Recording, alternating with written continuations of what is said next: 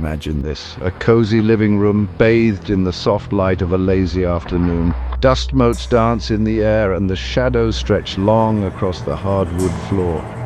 The camera pans over to a dusty old cabinet filled with antique dolls, each one more unsettling than the last. Enter Claire. She looks weary, but there's a flicker of curiosity in her eyes as she sets down a box in front of the cabinet. "Well, here they are," she says softly, opening the box to reveal a collection of dolls that seem to have been packed away for years. Some are disfigured, their faces cracked or their eyes missing, but there's a strange beauty to them.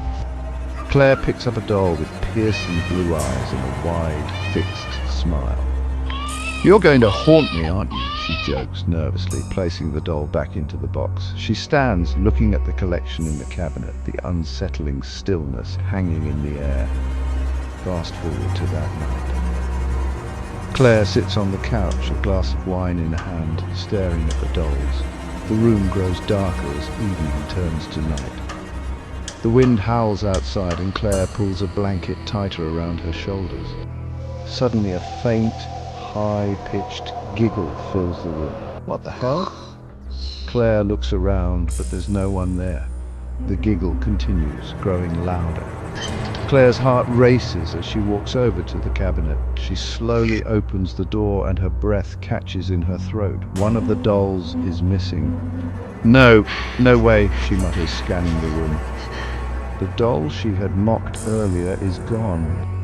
Claire nervously paces in the kitchen, gripping her wine glass. The giggles persist, like distant whispers on the edge of her consciousness. Suddenly a soft thud comes from the living room. She freezes. The giggles stop. Claire walks back into the living room and there it is, the doll sitting in the middle of the floor, smiling up at her.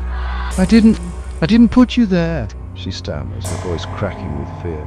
She steps closer and the air feels charged with an unseen presence. The doll's eyes blink.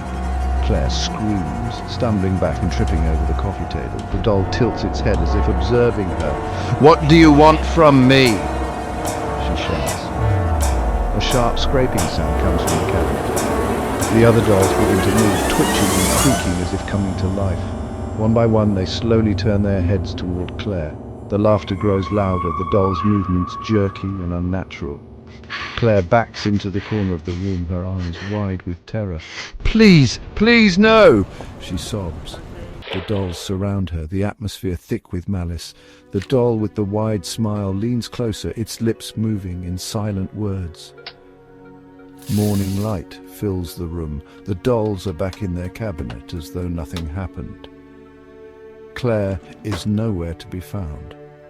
The only trace of her is a faint scratch on the wooden floor leading to the cabinet. The camera lingers on the dolls, their empty eyes staring into the soul of anyone brave enough to look.